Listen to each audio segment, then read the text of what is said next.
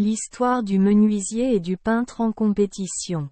Il était une fois à Bac Tien Truc un charpentier très habile et tout le monde l'appelait charpentier. Le menuisier a ciselé, sculpté une jeune fille en bois d'une très belle forme. Ses grands yeux noirs semblent droits, ses vêtements sont toujours comme neufs, tout comme une vraie personne. L'homme de bois savait marcher d'avant en arrière, savait verser le thé aux invités, mais ne savait pas parler. À cette époque, Nam Tien Truc avait un artiste, au talent exceptionnel, qui peignait toutes sortes de fleurs, d'animaux, d'oiseaux, et les poissons sont tous comme les vrais. Le menuisier ayant entendu parler de la réputation du peintre et souhaitant comparer ses compétences avec lui, il envoya quelqu'un inviter le peintre chez lui en tant qu'invité. Le peintre connaissait également très tôt la réputation du menuisier et souhaitait concourir depuis longtemps. Il a donc accepté l'invitation avec plaisir. Lorsque les deux se sont rencontrés pour tester leurs compétences, ils ont tous deux estimé qu'il était trop tard pour se rencontrer. Le menuisier a organisé une soirée vin pour le peintre. Organiser des fêtes, verser du vin, tout est fait par des beautés en bois. Du matin au soir, buvant du vin toute la journée, le peintre ne se rendait toujours pas compte que la belle barmaid était une personne en bois. La magnifique beauté allait et venait, faisant battre le cœur du peintre, mais le maître était à côté de lui donc il n'osait pas être trop grossier. L'attitude du peintre et du menuisier était évidente, il souriait secrètement mais faisait semblant de ne rien savoir, se contentant de parler avec enthousiasme et de l'inviter à boire.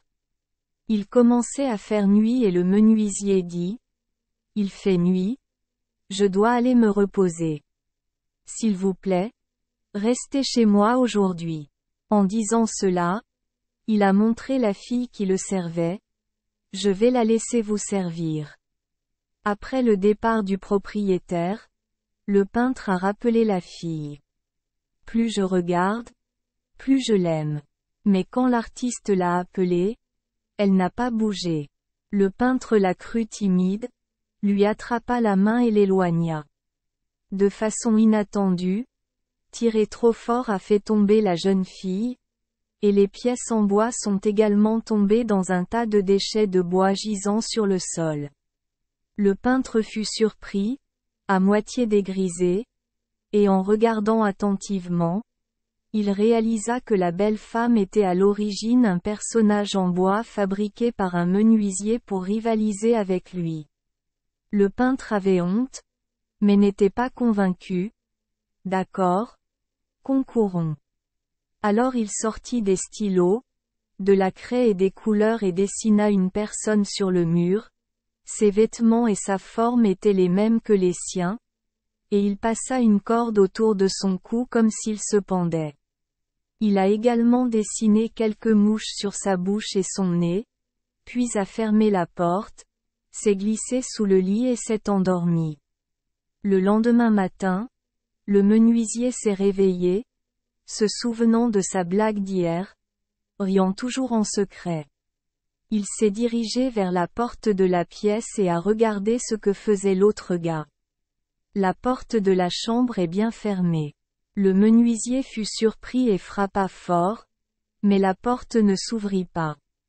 Il était impatient et a utilisé la force pour claquer la porte de la pièce. Le peintre s'était pendu, mais les mouches pullulaient sur son visage et des meubles en bois étaient éparpillés sur le sol. Le menuisier pensa, il ne se sentait certainement pas mieux que moi, il se sentait gêné et mal à l'aise, alors il s'est suicidé. Il était triste, je ne m'attendais pas à ce que son estime de soi soit aussi élevée et son talent ne soit pas meilleur que moi, alors je me suis suicidé. Si j'avais su cela plus tôt, je n'aurais pas joué avec lui. La loi dans ce pays est que si quelqu'un meurt, vous devez d'abord vous présenter au roi et attendre que le roi teste le corps avant de l'enterrer. Le menuisier vint donc au palais et rapporta. Au sud de Tien Truc, il y a un peintre qui est venu loger chez moi hier. J'ai laissé l'homme en bois le servir. Il a été trompé donc il a eu honte et s'est suicidé. S'il vous plaît, Votre Majesté, examinez le corps. Le roi emmena alors son entourage chez le menuisier et vit le peintre toujours pendu là. Le roi lui ordonna de couper la corde et de descendre le corps pour voir s'il s'était pendu ou s'il avait été étranglé par quelqu'un d'autre. Le charpentier a utilisé un marteau pour couper la corde. De façon inattendue, le marteau n'a pas touché la corde mais le mur. En regardant bien, ce n'était pas une personne morte, juste un tableau sur le mur. À ce moment-là, l'artiste sortit de dessous le lit en riant joyeusement. Les deux ont raconté l'histoire clairement et tout le monde a loué leur talent supérieur. Dès lors, le peintre et le menuisier deviennent de bons amis, étudient ensemble et deviennent de plus en plus talentueux. Signification: l'histoire du menuisier et du peintre répond à un proverbe chinois. Chaque métier a son statu quo. Dans la société d'aujourd'hui, le niveau d'éducation s'améliore constamment.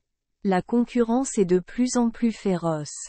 De nombreux étudiants, compte tenu des normes de valeur de la société et des attentes de leurs parents, subissent une forte pression académique sur leurs épaules. En tant que parents, si vous pouvez utiliser un esprit flexible et tolérant pour communiquer avec vos enfants, laissez-les apprendre un métier adapté à leurs souhaits et intérêts, et développer leurs capacités sur le chemin de la vie. C'est l'éducation de la sagesse. Merci les enfants des Esperluette Croisillon 39. Avoir écouté des contes de fées au jour Esperluette Croisillon 39. 8. Espérons que les histoires apporteront aux enfants des moments heureux et significatifs. Si vous aimez notre chaîne, veuillez appuyer sur le bouton S Esperluette Croisillon 39. Abonner, pour ne manquer aucune histoire intéressante. Je vous souhaite une bonne nuit de sommeil et de beaux rêves. Rendez-vous dans la prochaine histoire.